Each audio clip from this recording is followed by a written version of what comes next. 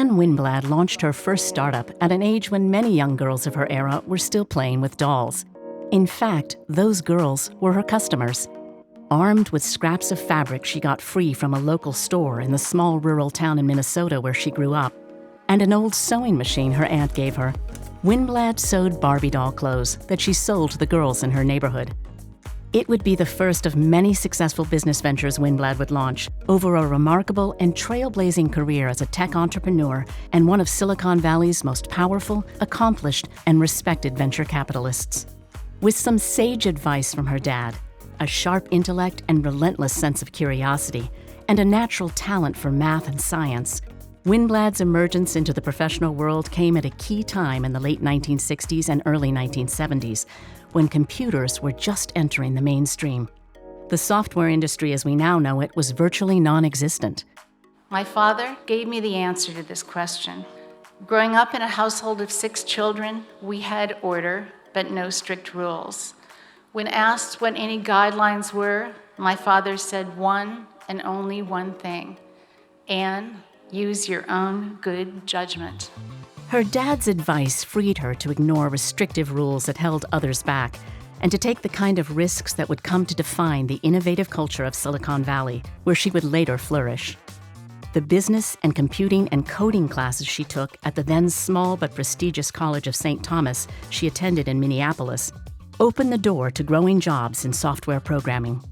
After a very brief stint at the Federal Reserve Bank, Winblad's entrepreneurial spirit beckoned, and with a $500 loan from her brother and other seed money, she founded Open Systems in 1975, right around the time another aspiring tech entrepreneur by the name of Bill Gates launched Microsoft. The two would later meet and establish a close friendship that lasts to this day. Behind Winblad's leadership, Open Systems became a pioneer in the early software industry and grew to 200 employees and $15 million in annual revenue before it was sold in 1983 for $16 million. The deal attracted national attention. That's when Winblad made the move to Silicon Valley, where she met John Hummer. John said, I really want to start a fund focused on software, and I want you to be my partner. What do you say? He said, what I say is no way.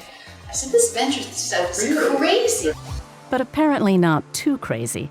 Hummer tapped into Winblad's fierce competitive nature, telling her she would miss the opportunity not to start the first venture capital firm focused exclusively on software. The pitch was too good to pass up. Over the next 40 years, their company, Hummer Winblad, would invest in more than 150 enterprise software companies, including MuleSoft, Sonatype, Napster, Intact, Hyperion, and MarketWire. And Winblad would earn the moniker, the woman who built Silicon Valley. Today, their 8th fund, called Aspenwood, is led by the next generation, Lars Leckie and Steve Kishy, who worked closely with John and Ann over the last 15 years.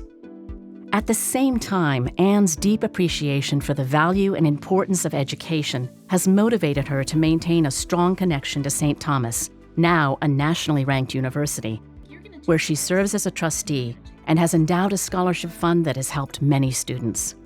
Winblad also serves on the board of the Richard M. Schultz Family Foundation, which supports initiatives in education, healthcare, and human services. In an industry dominated by men, Winblad has also leveraged her influence and platform to become an outspoken advocate for elevating women in the venture capital and technology industries.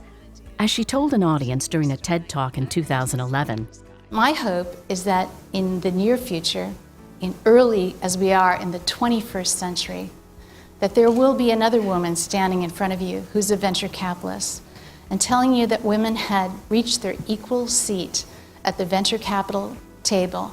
And then Silicon Valley and Sand Hill Road will have a venture capital model we can indeed be proud of.